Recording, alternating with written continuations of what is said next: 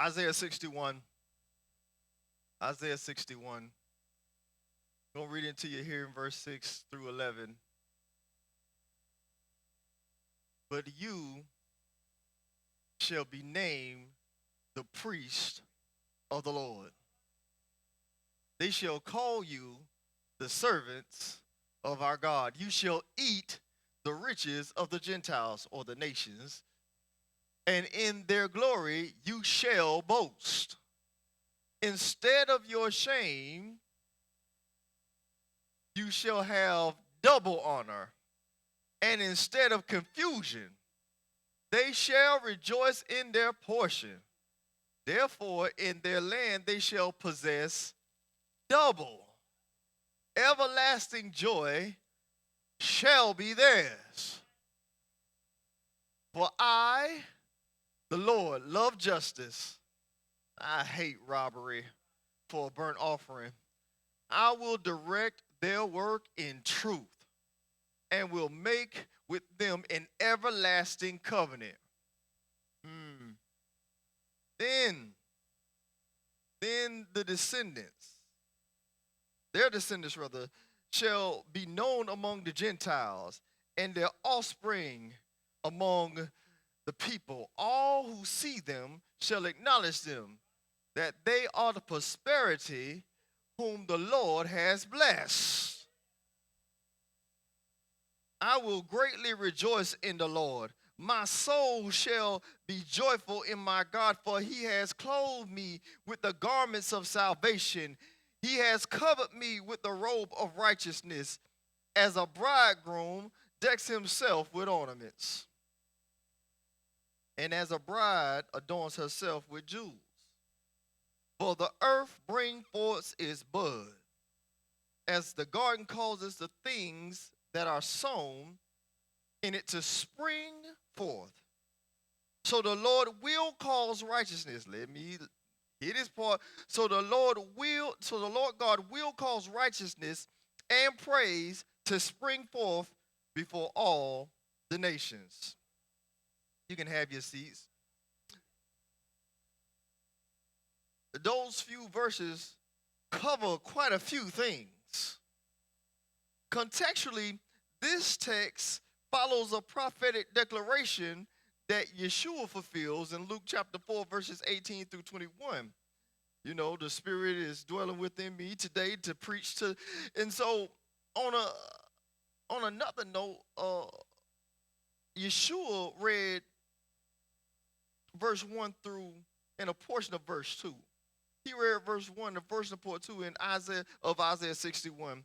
And if we look at verse 6, the prophetic word is still being spoken from then till now. Yeshua fulfilled verse 1 and a portion of verse 2. So this part of the prophetic word still has some realizing to accomplish. Are you hearing what I'm saying? So scripture reveals the original intention is yet obtainable. I said the original intention is yet obtainable. He said, but you shall be named the priest of the Lord. They shall call you the servants of our God. Let's go to Exodus 19. Exodus 19. Now therefore, if you will, if you will indeed obey my voice and keep my covenant, if you will indeed obey my voice and keep my covenant, then you shall be a special treasure to me above all people, for all the earth is mine. Verse 6. And you shall be to me a kingdom of priests, a holy nation. These words are the words which you shall speak to the children of Israel. Now, if we look contextually at this particular passage, it's in the third month. It's in the third month after Israel's exodus. So it's around the time of Shavuot. They're in the month of Sivan. And it's at this particular time that he tells them what he wants them to be, what they can be. But what they can be is contingent upon what they will do. Let me say it again. what they can be, what we can be, is contingent upon what we will do. Because if we don't do it, then we can't be what's available to us. Are you hearing what I'm saying? But he says, you shall be to me if you obey my voice. If you will obey my voice and keep my covenant, then you shall be to me a special treasure to me above all people. You shall be to me a kingdom of priests and a holy nation. And so we go from Exodus to the epistles. Let's go to 1 Peter. 1 Peter chapter 2, verse 9 through 10 reads as follows. But you are. Now Exodus say, you shall be. Peter says, you are. But you are a chosen generation, a royal priesthood, a holy nation, his own special people, that you may proclaim the praises of him who called you out of darkness into his marvelous light, who were once not a people, but are now the people of God, who had not obtained mercy, but now have obtained mercy. The original intention is yet obtainable. Are you hearing me so far? Now, here's the interesting part. If we go up a couple verses to get more context of what was being said, to get there, we'll find ourselves in the same chapter, but let's look at verse 3 through 6 real quick. If indeed you have tasted that the Lord is gracious. In other words, if you feasted with him and you feasted on him, if you indeed you have tasted that the Lord is gracious, then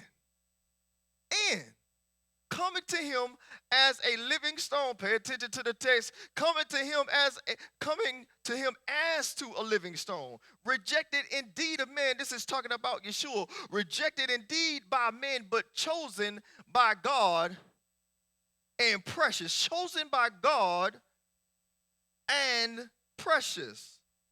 So a living and a chosen stone. A living and chosen stone.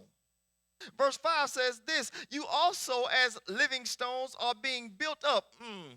So he's a living stone or a lively stone, and now we're living in lively stones. You also as living stones are being built up. We're building something. You also as living stones are being built up a spiritual house, a holy priesthood, to offer up spiritual sacrifices acceptable to God through Jesus Christ. A tabernacle under construction, a priesthood in progress. That's what we're supposed to be. Tabernacles under construction, priesthood in progress.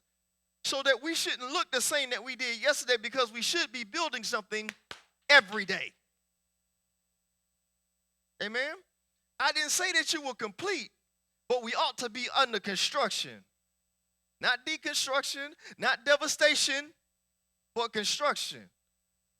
If you go past something that's being built and then it stops being built, it starts becoming something annoying. We know it because we live right by the eyesore on the I-4, and you just get annoyed because, like, when are they ever going to finish this thing? You haven't seen any changes, so you don't have any idea of completion happening. And we have to get into a mindset where we're not trying to look complete to other people, but we're trying to be complete in God. And if we're trying to be complete in God, then people are going to see that progress. And when people see progress, it's an attractive thing. It's something that makes people start asking questions. Now, how are you getting through what you're getting through? How you're getting to what you're getting to? But we can't stop if we want to progress. Are you hearing what I'm saying? Therefore, verse 6 says, therefore, it is also contained in the scripture, behold, I lay in Zion a chief cornerstone, elect, precious. And he who believes on him will by no means be put to shame. That's in Isaiah 28:16 for those of you who want to know where he pulled that from.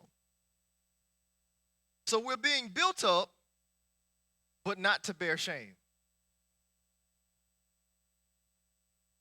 And sometimes it feels like we're experiencing shame because of what people may say about us. Or people may look at us because of our peculiar nature.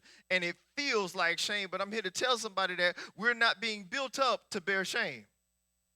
Are you hearing what I'm saying? So whatever we feel about the situation, we have to understand what is happening for. Amen? Because when you're being built, you're going to feel the weight on you, but it's not to bear shame. You're going to feel heaviness on you, but it's not to bear shame. You're going to have to deal with some weighty situations, but it's not to bear shame. So don't get it misconstrued that when you're feeling that weightiness, it's not for you to bear shame. It's for you to carry the glory. Are you hearing what I'm saying? We're being built up beyond any shame into honor because we believe. Because we believe. Text in Isaiah 61 says, instead of your shame, you shall have double honor. Double honor. Now follow me here. The covenant has come. The covenant has come. Isaiah 61 verse 8 says this, I will direct their work in truth and will make with them an everlasting covenant. This is where it's about to get good. Don't miss this. Covenant is established by God and realized with obedience. Let me say it one more time. Covenant is established by God and realized with obedience. Now, it's interesting because if we look at the 5 major covenants, we start seeing some things happening. So one of the major covenants that we start looking at is Noah's covenant or the Noahic covenant, right? And so we're saying, what did we just say? We say it's established by God. Was that covenant not established by God? So the covenant with Noah was established by God, but it was realized with obedience because he made a covenant with him. He gave him grace. He gave him favor, but he also gave him instructions to build something. And it's interesting that Noah builds an ark.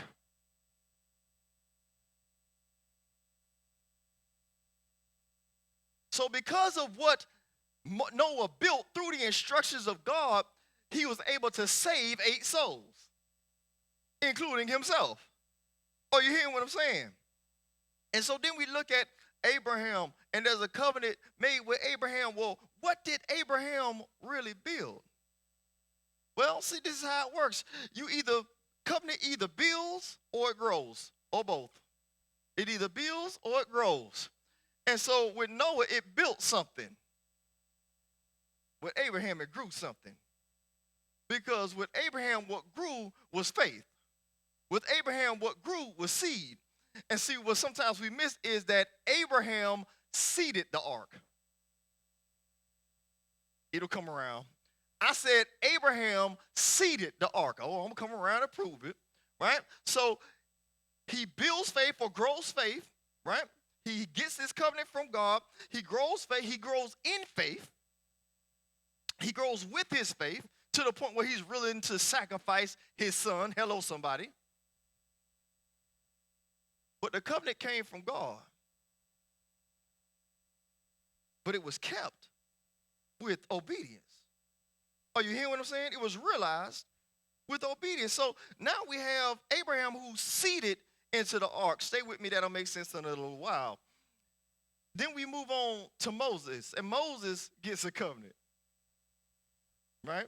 The interesting thing with Moses is Moses has an ark built. Moses has an ark built, which, says so the ark of the covenant. So Moses has the ark built. So Moses is a builder. Even though he has built, he's the supervisor. He has other people build it, right? Bezaleel is the one who actually built the ark. But God gave Moses the instructions to tell Bezaleel to build the ark and for Aholiab to make the garments for Aaron and the priests. Does that make sense? So now we have an ark. We had one ark being built, we have an ark being seated, and then we have another ark being built. Just interesting stuff to me. Then we move on to David. Now, David carried the ark. And so David carried the ark, and what David does is not only carry the ark, but he also establishes a dynasty. The interesting thing about when David is getting his covenant, that he's talking to God about what he wants to do for God. He says, God, I know that we've been moving this tent around for as long as we've been around, but God, I want to build a tabernacle for you. And the reason I want to build a tabernacle for you, I want to have a permanent place where your ark can rest. I want a permanent place for your ark, because we've been moving around from place to place. They started off a very nomadic people, Abraham moving around, but David says, now that we finally made it to this promised place, now that we made it to this promised place, I want to make this permanent thing. God help my soul. I said, now that I've been promised to this, we've been here and established in this promised place. And what I want to do is I want to have a permanent place. That was his intention.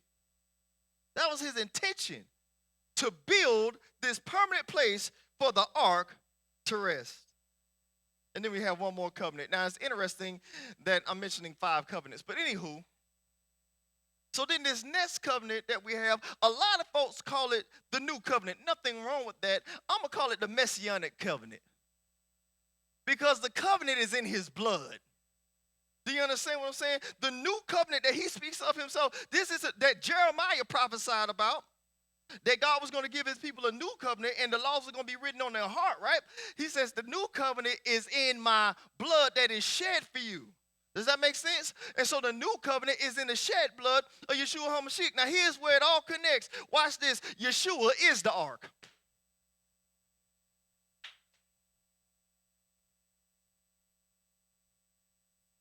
He is the ark, and that's how Abraham seated into the ark.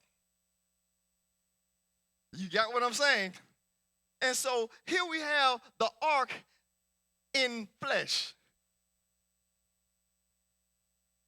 And when the ark walks around, I know we call him the Word incarnate, but he's also the ark incarnate, because when he walks around, watch this, not only does he tear the veil so that now we can get into the holies of holies, when we get to the holies of holies, we come to him. And so when you want to enter into that secret place, into that holy place, who are you trying to access? You're actually not trying to get to an ark of the covenant. You're trying to get to the ark of the covenant. Because watch this. He is the ark of the covenant, and the ark of the covenant is in him because it's in his blood. Because the covenants, no, I don't think you understand. The covenants in his blood. It's in Noah. It's in Abraham. It's in Moses. It's in David. The covenant's in his blood. And because he shed his blood, anyone who believes in his blood has access to that covenant. Because the covenant was always established by God, but it's realized with obedience. So if we want to realize the covenants of God, we have to be obedient with the word of God, because the first time we look at it, he said, if you will, when we look at Exodus, he said, if you will obey my voice. The only way that Noah was able to save those souls, that he was able to save, is that he had to obey the voice of God, having no reference of what God was telling him to say. He still had to build without ever seeing what was to come. So when God gives us instructions, sometimes we're like, well, God, I don't know what that is. Nobody's ever seen that, but I'm telling you it's coming. And if I'm telling you what's coming, it doesn't matter if it didn't happen before. I'm telling you, I hope somebody receives this, I'm telling you to build it for a reason. Watch this. Sometimes we're building things that make sense to nobody because it isn't relevant now. Or that's what they think. They're like, why are you building that? That's not going to happen. Well, there's a reason why we're building this thing. Because it's going to become very relevant very soon. Are you hearing what I'm saying? And Noah goes around preaching, and he's trying to tell people, look, I'm trying to explain to y'all that stuff is going to be, the sky's falling. continuous rain. The sky's falling.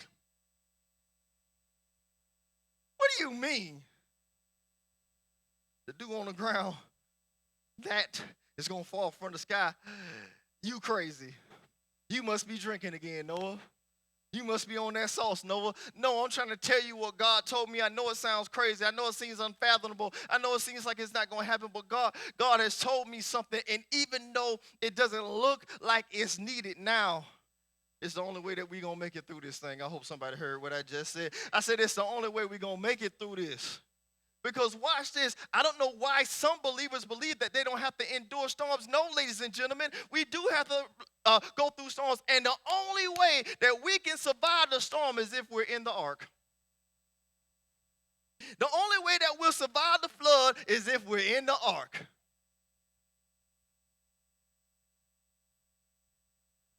Are you hearing what I'm saying? So when God was like, you know what, this world is too corrupted. Let me wash it out, and then let me water it. Let me wash it out, and then let me water it. So God was preparing the ground for new growth. So watch this. Even though the covenant brought, even though the flood brought destruction, it also brought a cleansing that allowed for new growth. So sometimes some things have to be torn down so that you can grow back something better. So don't get discouraged when some things are torn out of your life when God is like, and you've been in this dark place, because right, he brought you out of darkness into his marvelous light. Noah was in darkness for a long time. There was one window in the ark. I love to tell that part of it. Was one window on the ark. My side of the story is they had deals, they had days. Hey, look, Monday is Noah. Monday, hey, look, hey, Sabbath is my day. You understand what I'm saying? I'm the one that God talked to, okay? God talked to me, so I gets the window. I gets the window on Sabbath. Do you understand what I'm telling you? Now, Sarah bore all y'all into this world, okay? So Sarah gets Sunday. You understand what I'm telling you? All right?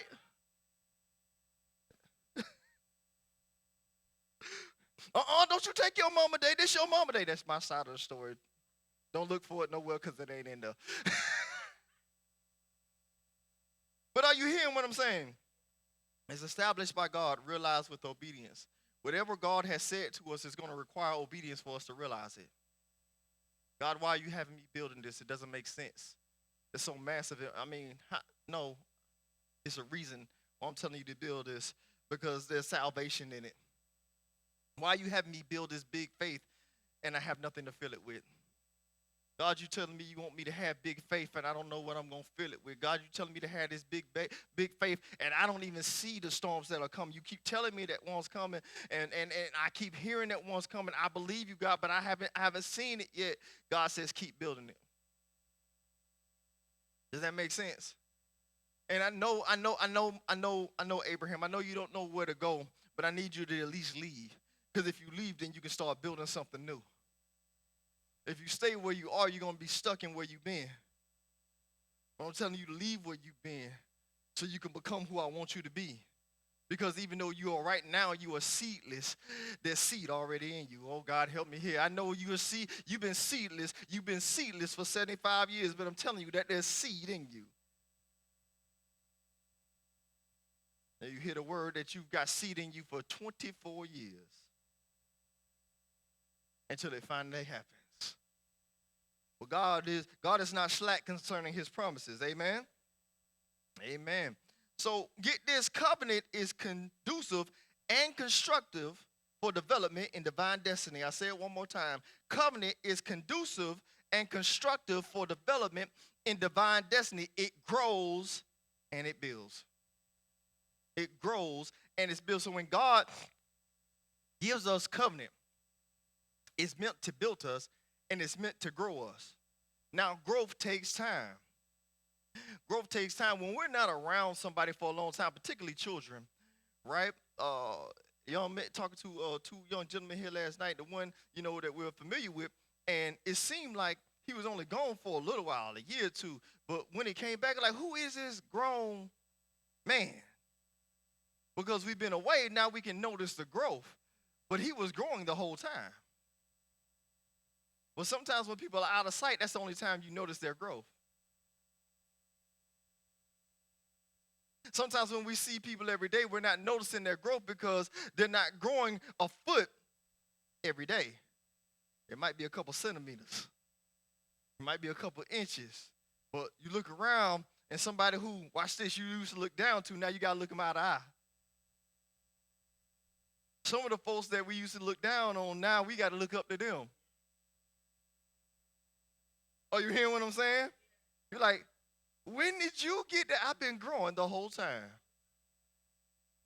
I dare somebody in here that thinks the enemy can look at you and look down upon you, be like, I've been growing this whole time. I know you think you got me intimidated. I know you think you're going to step on me, but I've been growing this whole time. I know you said I wasn't never going to be enough. I know they said that I was lacking, but I've been growing this whole time. See, you done left me alone far too many seasons, enemy, because you're going to turn around and then I'll be looking at you like, I don't know if, oh. And so watch this, when we're going through the struggle of growth, sometimes we don't notice our own growth. Sometimes we don't notice our own growth. Anybody remember when they were growing up, all of a sudden you put on that pair of pants and you was high water? Or you put on them jeans and they ain't buttoned? You was growing, you was growing, you was growing, you was, you was growing, you was growing, you was growing. That's what I'm going to tell them. That's what I'm going to tell them. Right? But watch this. When you notice something doesn't fit you anymore, you stop wearing it. Let me say it one more time. I said when you notice something doesn't fit you anymore, you stop wearing it. One more time for everybody in the room. When you notice something doesn't fit you anymore, you stop wearing it. So shouldn't you have outgrown those excuses by now? Shouldn't you have outgrown that intimidation by now?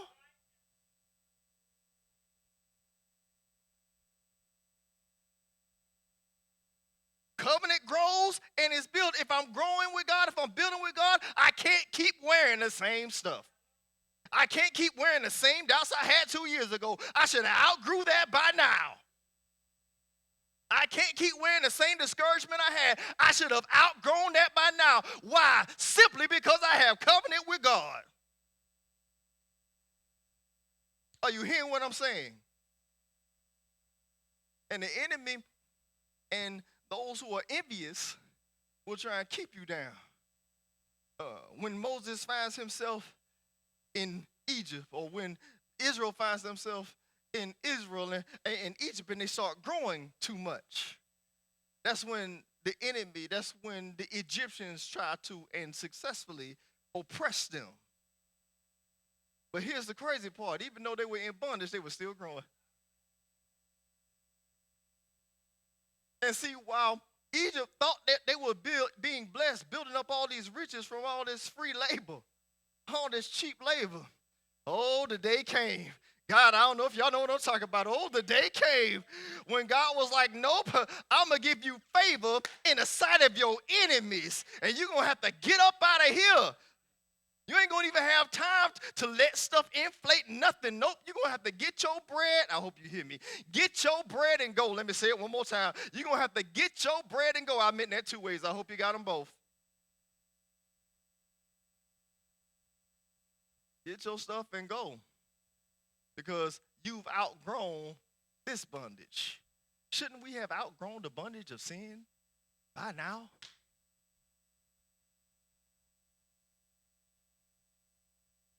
Shouldn't we have outgrown the wilderness? Okay.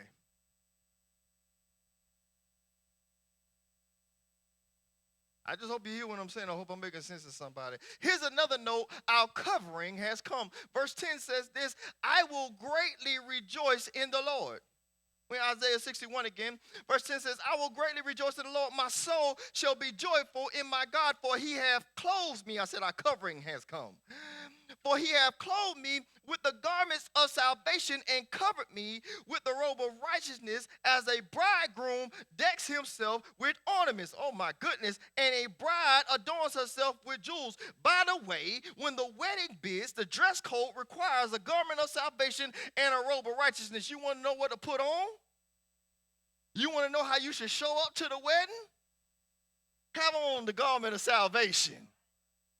Have on a robe of righteousness. How do I obtain the robe of righteousness? We acquire righteousness by faith. How do we know how to walk in faith? We have examples. We have a pattern.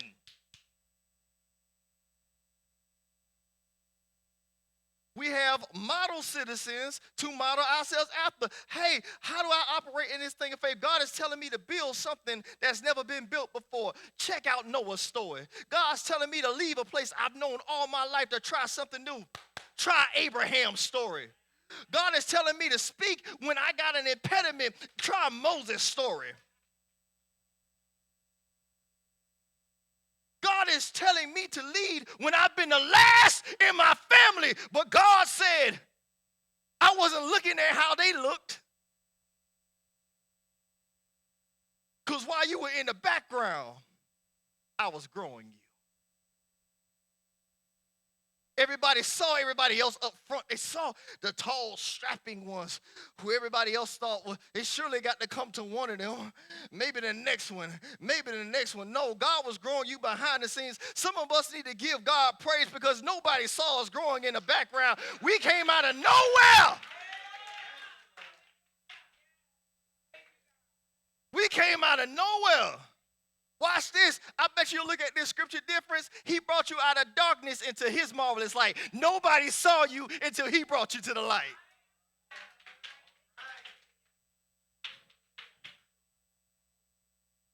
And he did it because he said, I want a nation of kings and priests. Watch this. You can't grow unless you're ready to be separated.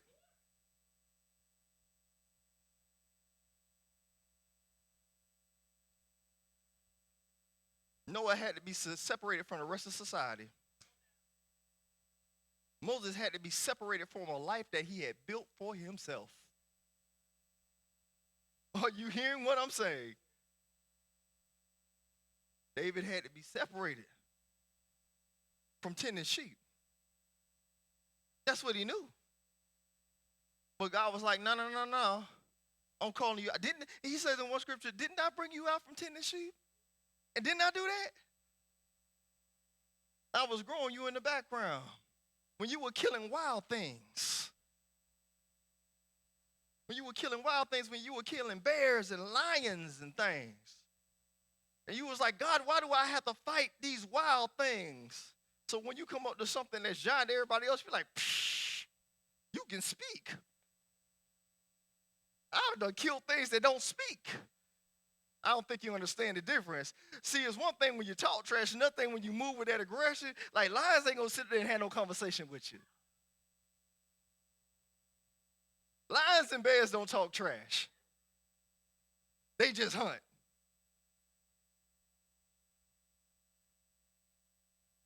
But giants like to talk trash.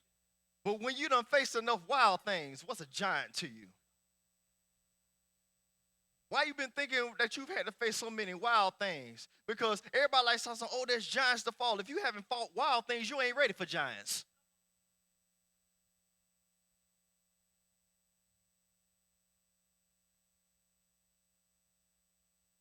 If you can't battle the wild things, the civilized things gonna mess you up. The things that are bigger than you, but watch this, even though Goliath was bigger than David, in my mind, David's like, I've been growing this whole time. Watch this. I haven't necessarily been growing in stature. I haven't necessarily been growing in stature, but I've been growing in skill. And see, even though I have 5 stones, I only need 1. Because God's been growing me in my skill. And while everybody's out here using these other weapons, and while everybody's trying to put their armor on me, when everybody else is trying to put their weight on me, no. Because watch this, if I would have wore Saul's armor, that would have been shame on me. Because I never needed Saul's covering. I hope y'all caught that. I never needed, it didn't fit him. Even though it was too big for his body, it was too little for his spirit. Are you hearing what I'm saying? It was too big for his body. It didn't fit his body. So like, look how big that armor is on him. But you don't understand? It's too small for my spirit.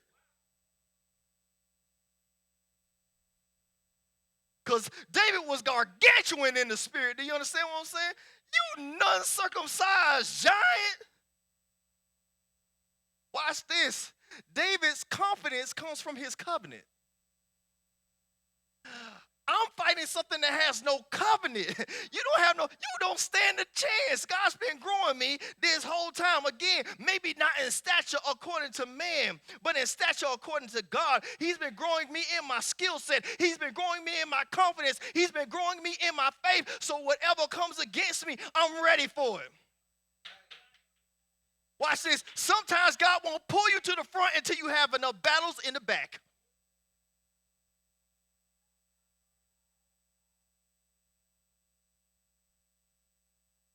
Are you hearing what I'm saying? Lord, help me. But our covenant has come. God said, I'm putting something on you. I'm putting something on you because I need you to be separate. You understand when royalty puts on its robe, God help me. When royalty puts on its robe, it distinguishes itself. You understand that you're in a room with something that's regal. And that's why we have to carry ourselves, because we are a regal people. That's why we can't act ratchet.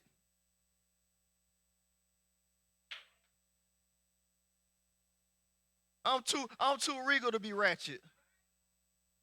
No, watch this. No, I'm not coming down to your level. Yes, I am above that.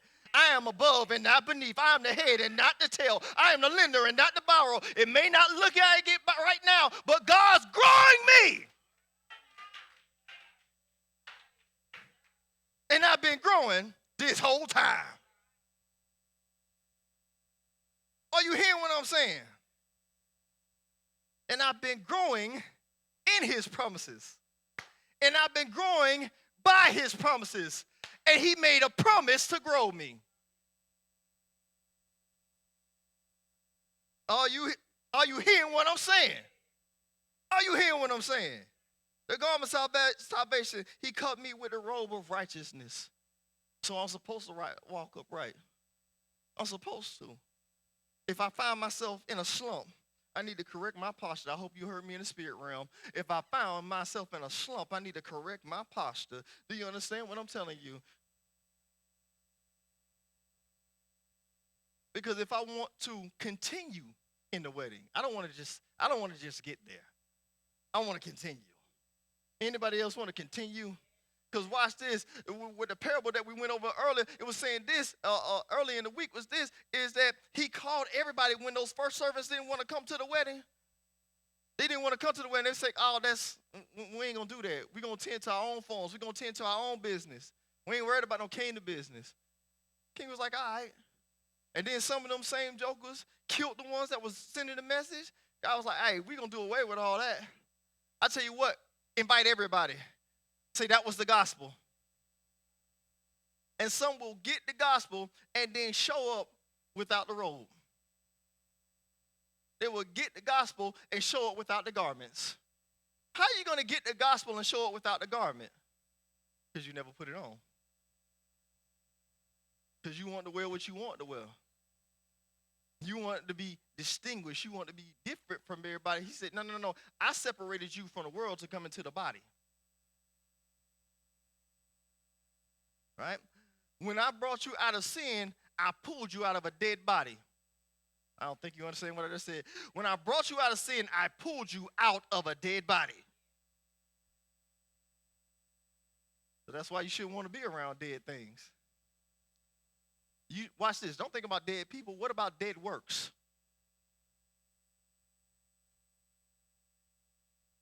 Are you hearing what I'm saying? Receive this. Righteousness and praise will grow. Righteousness and praise will grow. Verse 11 says this, for as the earth brings forth its bud, long as the earth shall remain, seed time and harvest time. See, sometimes we only think about the fruit from the ground. He's talking about the fruit from our lives. He's talking about the fruit from our lips. For as the earth bring forth its bud, as the garden causes the things that are sown in it to spring forth. The garden causes things that are sown in it to spring forth. One more time. The garden, as the garden causes the things that are sown in it to spring forth, so the Lord God will cause righteousness and praise to spring forth before all the nations. Praise will spring forth. That's a promise. So since I have a promise that praise is going to spring forth from all the nations, what's stopping me from doing it now? Because I'm supposed to be a conduit for that to happen. I'm supposed to be a conduit for all the nations to praise him. Some nation is supposed to be contacted by me. Even if I'm only effective with one person, I'm speaking into a nation. So every time you talk to somebody, understand that you're speaking to a nation. When you speak it to a child, you're speaking to a nation. I stayed here almost some odd hours after church. Why? I realized I was speaking to two different nations. And I will speak just as much with two nations as I speak to 20 or 200, whatever it is. If I have the opportunity, if God has granted me the opportunity to speak life, to speak of his promises, to speak of his goodness, to speak of his mercy, I'm taking that opportunity because I understand that's my occupation. That's what I signed up for. If the promise is growing me, why wouldn't I want to share it with somebody else so they can grow too? Are you hearing what I'm saying? I want to give you your message title, Promise That Grows Praise. Promise that grows praise. Every time he gives us a promise, it should grow a praise. When we realize that he's growing us in promise, we ought to give him a praise. Just out of the middle of nowhere. I know nothing's happening right now, but God's growing me.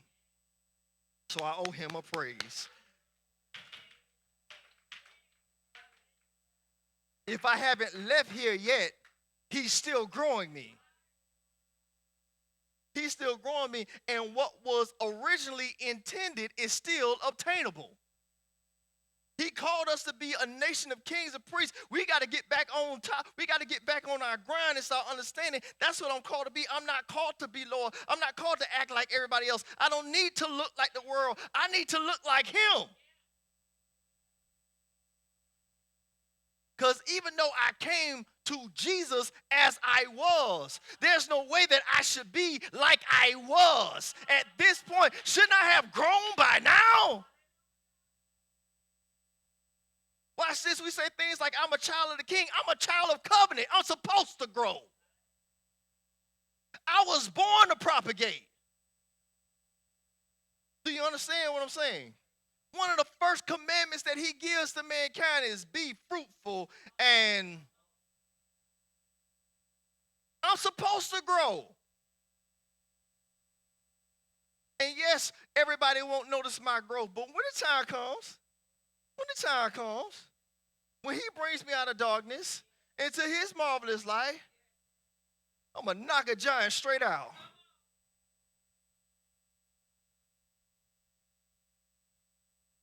Because he would have been letting me perfect my craft around wild things. I thought that I was forgotten about, but I'm back here with these wild things. Are you hearing what I'm saying? I thought that I was running from Egypt when he was really teaching me a route. I was growing the whole time. I know that they thought I was building this big old thing for nothing, but he was growing me the whole time. Are you hearing what I'm saying to you? God has called us to do some things in this earthen realm, and I know sometimes it feels like we're this. And it seems like we got to do something else to get what God said. You don't have to do something else to get what God said. Only obey his voice. The original intention is yet obtainable. We have promises that will grow praise. It's up to us to realize that. Give God praise all over this place.